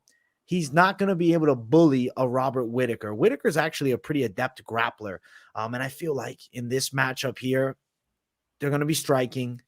Du Plessis is going to be getting touched up. I think Whittaker is live for a TKO. Could he go long and win a decision? Yes. I think Robbie is going to be getting a title shot again. I'm going Rob Whittaker for the win, man. Robert Whittaker is so cerebral when he's striking. He's so much more relaxed than Du Plessis, you guys saw Kevin in the chat. When we spar and I run at Kevin with straight punches, we call that the Du Plessis blitz, because he just comes up there, chin up in the air, pop, pop, pop, coming forward. Whittaker's the type of guy who can move his head off the center line and actually expose that type of karate-style blitz. And the thing that people aren't talking about, AJ actually put his finger on it, I think Whittaker might take him down, brother. I think Whittaker can make him look at the hands a little bit, and we've been seeing some double legs from Robbie Boy. I think Whittaker gets on top of him as well, coasts to a 30-27 decision, and I do believe Robert Whittaker gets this thing done using his veteranship, using his skills, man. He's at the top. One thing to say about Du Plessis is he's got heart, man. He can come back. He wants the win bad. You hear about Robert Whittaker at the press conference. Robert Whittaker goes, I need the money. That's what he said. The people like, why'd you want to fight? He's like, my bank account was looking a little light. He said something like that. The reporters, ha, ha, ha, laughed. You talk to Du Plessis. Du Plessis like, I want a title shot. He's like, I want to fight. I want to fight for this belt. I'm here for the belt. I believe that. And so there's probably a little bit more reason for Du Plessis. And if this thing does become a dogfight, like Du Plessis' coach keeps saying, I could see why Du Plessis would be the one to dig deeper than Rob Whittaker. I just don't think he's skilled enough to create that dogfight. If you want that dogfight with Rob Whittaker, you got to be a little more athletic than a Du Plessis. He stands straight up in the air. He doesn't really tuck his chin, bend his knees the type of way that I would like to see to beat a Rob Whittaker. I think Rob's going to land on him and get out of the way. There's some similarities to like a Marvin Vettori. I know some people are going to hate that comparison with Du Plessis, but just a little too stiff and not quite the boxer that Rob Whittaker is. And the kicks will be live too. So punching, kicking, and takedowns. Give me Rob Whittaker decision. Rob Whittaker is that guy here. I think he's going to run through Du Plessis. Now, the odds are not pretty. He's minus 400 as the favorite. Du Plessis, the plus 300 underdog. I got Rob Whittaker winning. Bit wide as a favorite, but it is a high confidence pick. As far as betting it down, Mike Finch, you like decision, so I'll read that one off first. It's plus 175. If you do think Whittaker's live for a KO, it's plus 135, but note Whittaker's not getting KOs left and right. I just think his technical tools could lead him to a KO over a Du Plessis, but he definitely very well might put the wrestling singlet on. And, with Du Plessis, my mindset is this: if the UFC was really into Du Plessis' business, they wouldn't give him Robert Whittaker to earn his title shot. This is, all right, Du Plessis, let's see if you can fucking get past that guy in the weight class. The Max Holloway of 185, the second best, the guy that's right there. That, let's be honest, Mike, let me ask you this. If Rob Whittaker was fighting Adesanya again, you interested? I mean, of course, but you would want to see new blood. You want to see new blood. I get your point, AJ, is that, if Rob Whittaker wins, it kind of throws a monkey wrench into the new matchups. Right. I think if Rob Whittaker wins, it's very well likely that next title shot is going to be the side of fucking Sean Strickland. Yeah, exactly. Could it just be more fun? Yeah. It's like, of course, I would watch Rob Whittaker and Israel Adesanya every weekend, but there are other contenders that need that shot. Strickland's one of them. With this win, Du Plessis would be one of them. But I'll be honest, dude, I think Whittaker might beat Sean Strickland too. Like Whittaker is, Whittaker, you got him as well. Yeah, he beat Sean. Come on, bro. Whittaker's that guy. If Adesanya doesn't exist, Whittaker's that guy. I've talked about. I thought that there's a chance that Whittaker's the guy to take out Alex Pereira at 185 pounds. So good at fight. the end of the day, that would have been a sick fight. I think Whittaker, his wrestling could have really came in handy there. We'll never know. But I know something. Whittaker's getting it done this weekend. Mike Finch and I both on the Whittaker train to take out Drecas Du Plessis. Let's keep running. Co-main event of the evening. It's Brandon Moreno versus Alexandre Pantoja. Listen, Mike Finch, I'm throwing down on the Moreno side. I like him to win this fight. I do believe he's evolved a lot since their previous matchups. And he's obviously overcome a ton and became a UFC champion with a heated, bitter rivalry with Davison Figueiredo.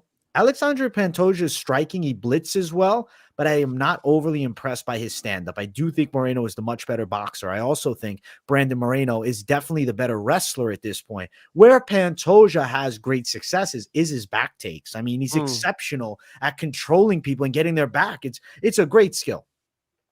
But can he bully a Brandon Moreno? It's 5 rounds in which to work.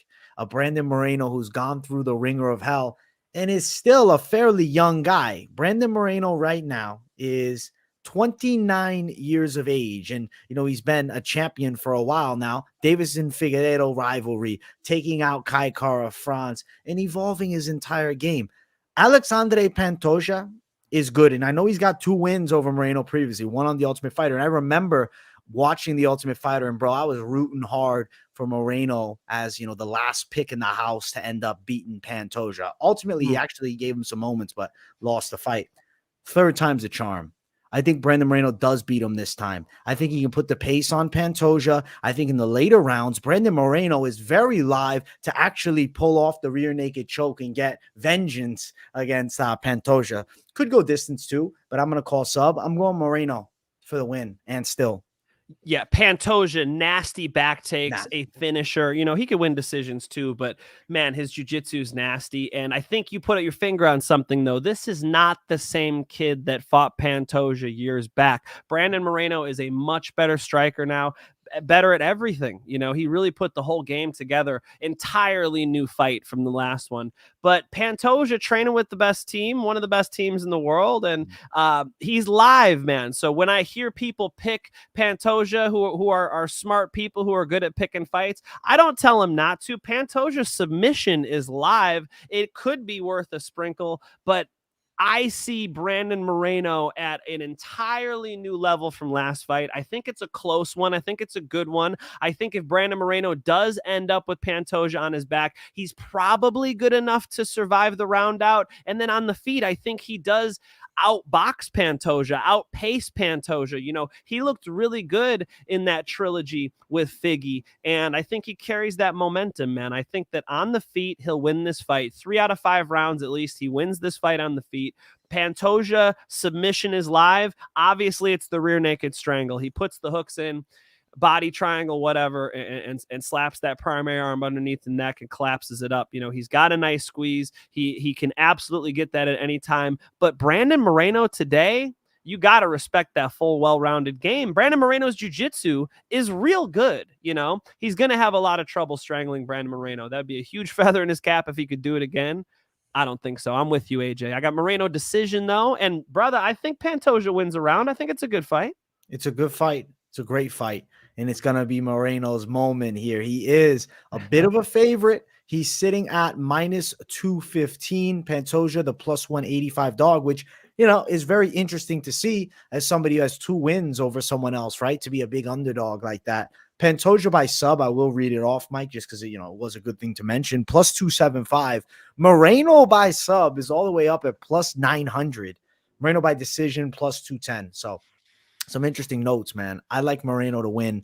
The money line is the A side, and that's the side that we're riding with. Let's go, champ. We got to bring up Trash Monkey. Thank you for the 5 dineros, my friend, my guy. He says, I'm always right. I don't know what you're talking about. Don't be talking trash, monkey. I'm always right, bro. No, we appreciate it. Thank you, Mike buddy. Finch, Chael Sonnen, never missed, my man. But love the personality. I'm undefeated like Chael Sonnen. Let's go, champ. And I'm better at picking fights than Chael. Okay. Let's go, champ. You are. Thanks for bringing the heat every week, Trash Monkey. We're glad to see you in the chat. Much love to you, bro. We appreciate the 5, my brother.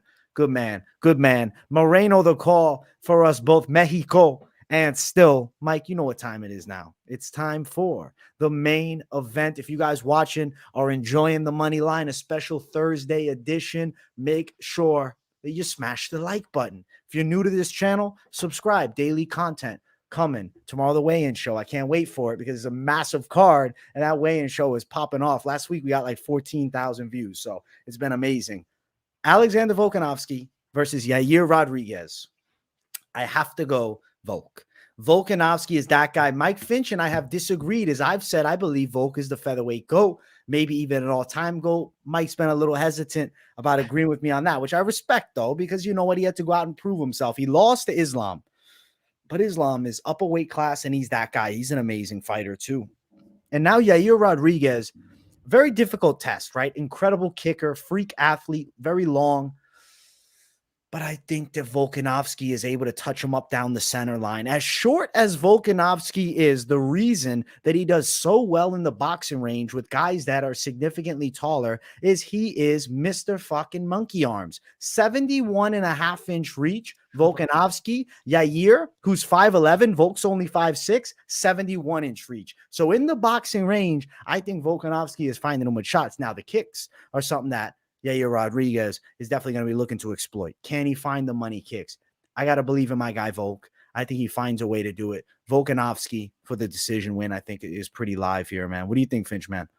I think there are couple good bets on this card, but for me, this ain't one of them, because if you're looking at stylistic challenges for Volkanovski in the featherweight division, you want a kicker, somebody who's rangy, somebody who's long and uses that length with their legs and their punches, somebody dynamic, somebody who, even when Volk, as he gets better at wrestling and jiu-jitsu, training with Craig Jones over there in Australia, even with the better wrestling, if Volk gets on top of you, somebody who's got upward kicks, upward hammer fist, elbows. Dude, from full guard, Yair Rodriguez will fuck people up. His elbows are super sharp, super nasty with it. And a little plug from my own show. If you guys want to check out my interview with Carlos Hernandez last week, Carlos has been training with Yair Rodriguez, and he says in the gym, there's nobody more dynamic, nobody more unpredictable. And that's exactly the problem that Volkanovski will be up against here. It's going to be tough for him to get it done on the feet because of the range, because of the kicks of Yair Rodriguez. You never know what's going to come next.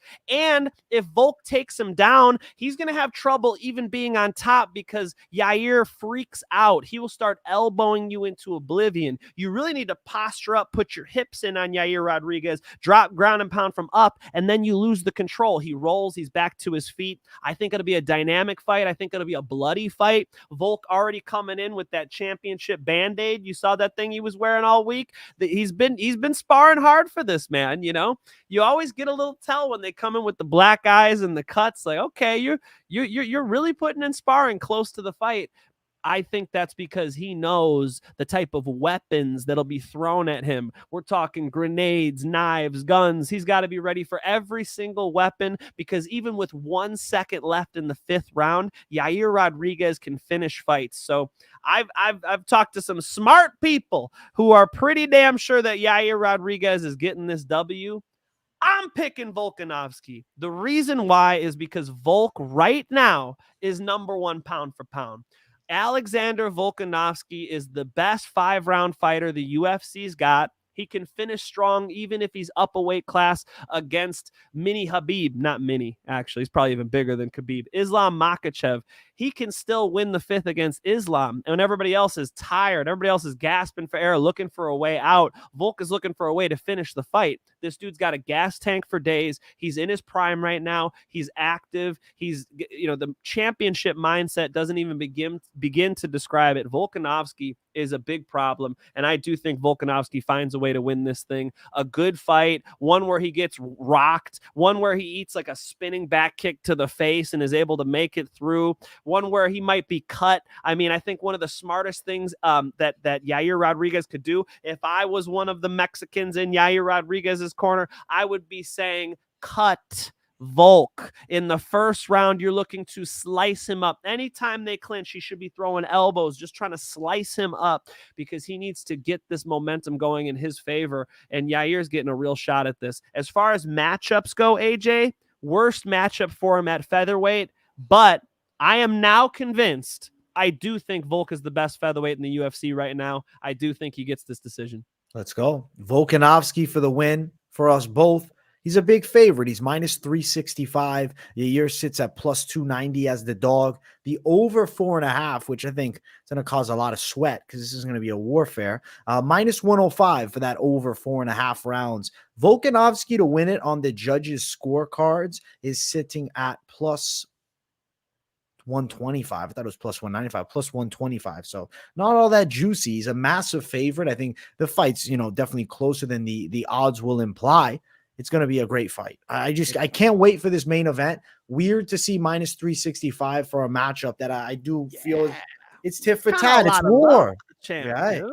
I got Volk. Mike's got Volk. We're on the Volk side. And, he might be interested in challenging the winner of Gaethje and Poirier for the BMF title before getting back in there with Islam. That's not something I'm opposed to either. I think that would be crazy. That would be crazy. I'm reading these comments right now. You boys make me want to cash Volk, Rob, Jalen, Moreno, all win. Look, I think this fight's a good one, man. I'm staying away from betting on this fucking fight. I think Yair Rodriguez is showing up, and it's going to be a good one. AJ, you think this is going to be a bloody fight too? Bro, I can't wait. Listen, I heard something too.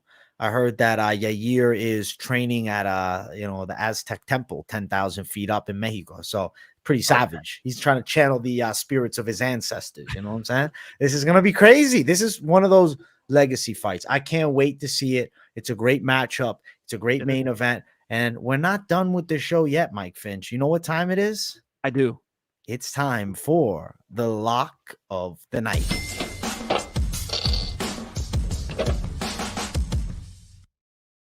UFC 290 lock of the night. Mike Finch, the floor is yours. Tell the people who you're locking. Look, how the hell are we not going to say Maddalena wins by knockout? If we just pick Maddalena knockout, hit me with the odds again. Maddalena by knockout. Let me dig for it. Give me one second. You're all good because I know Maddalena money line might be too wide, but Maddalena getting all these first round KOs, you just got to think he's going to get it done, man. Where's my guy? Maddalena by knockout sits at the beautiful price of minus 300, Mike Finch. Not that beautiful. It's not that beautiful. All right, fuck it. My lock is Val Woodburn. Val Woodburn's coming through and getting this W. I don't care what the haters say. Of course, there's a chance that Bo Nickal goes out there and ragdolls him, but not going to land one punch. This idea that Val Woodburn does not have a good shot at knocking out Bo Nickal, I think he's got much more of a chance than you folks do. Give me Val Woodburn by knockout. Mike Finch with the biggest line lock in the history of probably not only this show, but every show that talks fistfights. Plus 2,500 for the Mike Finch Val Woodburn lock. Mike Finch, you are a wild man. Let's go. I'm thinking you're riding that July 4th spirit, and you're maybe calling some mystical shit. Maybe you got the crystal ball we don't know about. I don't know if you made a call to the future. I don't know if you got the almanac or something like that from Back to the Future. I'm thinking maybe somebody dropped it off for you. Somebody. I don't know what, because that's a crazy fucking call, Mike Finch. That's the biggest upset ever. And he just called it as a lock, and I respect the hell out of it. And I'm going to be rooting for you, even though I may have picked Bo Nickal, I got to throw a little 5 down on that knockout side for Val Woodburn at plus 2,500. That's insane. My lock is not bringing the same fucking plus money. I'm locking Hard to. the Mexican Savage, Brendan Moreno. I think that he is going to win this fight. Minus 215. A guy that I know is going to fight for your money. He's going to put it all on the line for it. Now, do I love it at minus 215? I wish it was minus 115. But I got Moreno to win this thing. I'm riding with him to get it done. Brendan Moreno and still champion is going to be my lock. What savagery is coming out from this lock section this week, Mike Finch? Holy shit. It's Fucking going time, for it, baby. buddy. You're going for it. You're swinging for the fences. I love it. I love it. Let's go to the parlays, my friend. All the competition that try to compete, stand back, watch the bomb drop. Parlay time.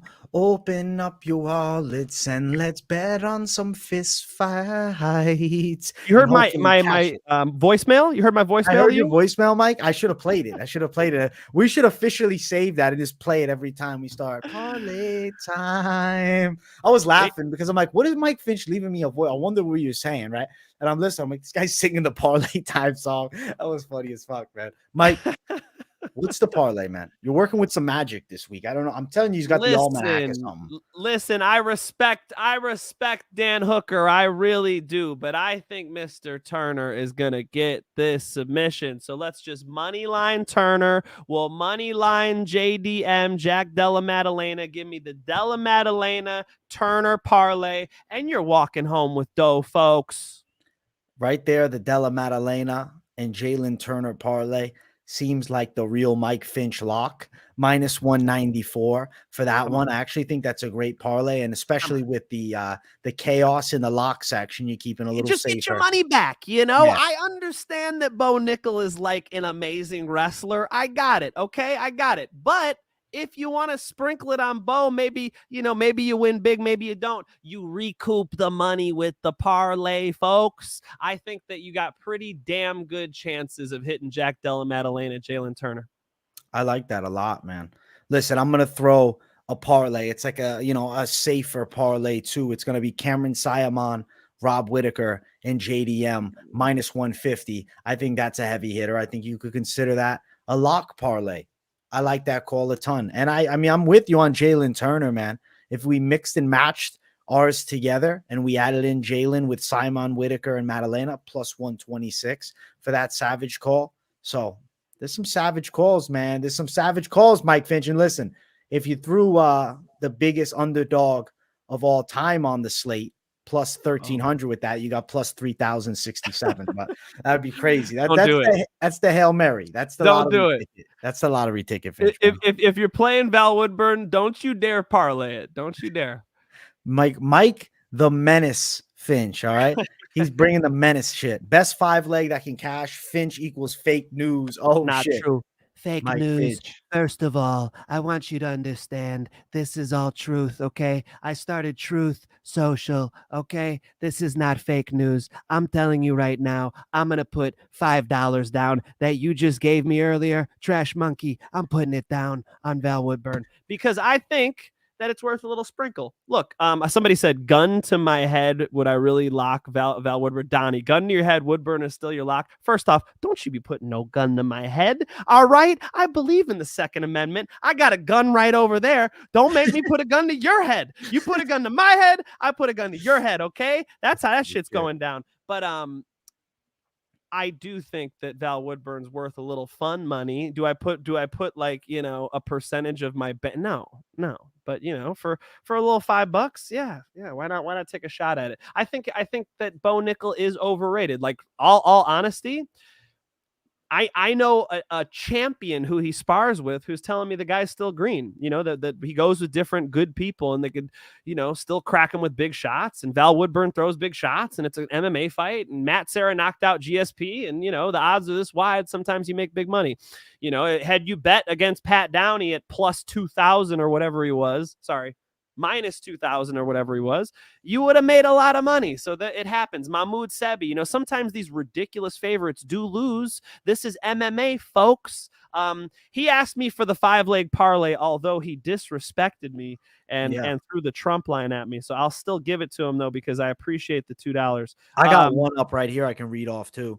Get it. Go ahead. All right. So for me, I said Saaiman, Whittaker, JDM, Yeah. Jalen Turner, Jauregui, 5-leg plus 187. I think is pretty likely there. Give me Tatsuro Taira submission. Give me. I'm kind of wanting to skip this Jimmy Crute one. Forget it. If it's gonna be a 5-1, give me Jimmy Crute. Although I'm already sweating thinking about that one. Jack Della Maddalena, I like. I mean, if we're going parlay, I actually might throw Bo Nickal. No, don't. Kevin was right. Forget the Bo Nickal one. Jalen Turner submission. I like that one. Just money line Jalen Turner. And then give me Rob Whittaker.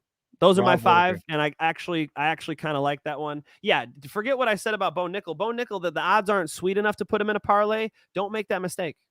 Plus 279 for that 5-leg. That's pretty good. It might be sweating with Jimmy Crute, but that's pretty good. I might actually throw on that 5-leg. I think you should. Let's go. I think you should. Mike the Savage Finch, bro. Mike the Savage Finch. He's getting heat in the chat. But this guy, what Mike Finch has just done is telling you, listen, don't fucking put it all on Bo when we don't know. And he's, come on. I'm not throwing. How many times I got to tell you folks, don't put the bank account on Bo. All right. All right, you put the money on Bo that you were gonna spend on that frickin' box of White Claws for your girlfriend. You come home with water. You say, "Baby, we're going sober this weekend." You put that money on Val, and then if you win that one, now you're taking her out to a nice date. Mm-hmm. I'm hooking you up. I like the analogy, Mike Finch. I like where your head's at. I like the savagery, Mike Finch. What a beautiful card, man. 290, bringing the heat. Weigh-in show tomorrow for me. I'll be live on Saturday. I can't wait to crush it with my people. I was off last week with the Fight Companion because I was out of town, but I'm back with a motherfucking vengeance. I can't wait for it. Mike Finch, pleasure as always, and I really appreciate you being cooperative of the slight time changes. You know what I'm saying? Because I had to push it a little later. No problem. You're flying in. I get it, man. I hope you had a wonderful 4th. It was nice. Did you? You too. I did. I had a great time, and I hope you did as well, my brother. And also, Trash Monkey throws another 2 at us, my guy. Last $2 for y'all. Crute versus Menifield over 2.5 value. I will read the slate off to you for that one. It is sitting at plus 215. That over 2.5. You run the risk of, first off, Menifield's got a lot of power, Trash Monkey. So if you're thinking Menifield, we got to be thinking knockout. And then for Crute, it's submissions live, man. If he starts out wrestling Menifield, that neck is live. Be careful. Be careful, brother. Be careful. Hey, Michael Bowman, much love to you, my brother. People, much love to everybody in the chat who tunes in, week out. We're back on the usual Monday schedule next week, and I'm excited to chat it up with you, Finch, on Monday to talk about the chaos that's going down this Saturday. It might as well be a holiday again this Saturday. July 4th's a holiday. UFC 290 is a holiday too. Cannot wait. Much love. Guys, smash the likes. We had a ton of people, over 300 at one point. So we got mad love for each and every one of you in the chat. And we see you there. You guys are tremendous. Finch, man, thank you, brother. Much love. People, much love. And we will see you all in the next one. Peace, everybody.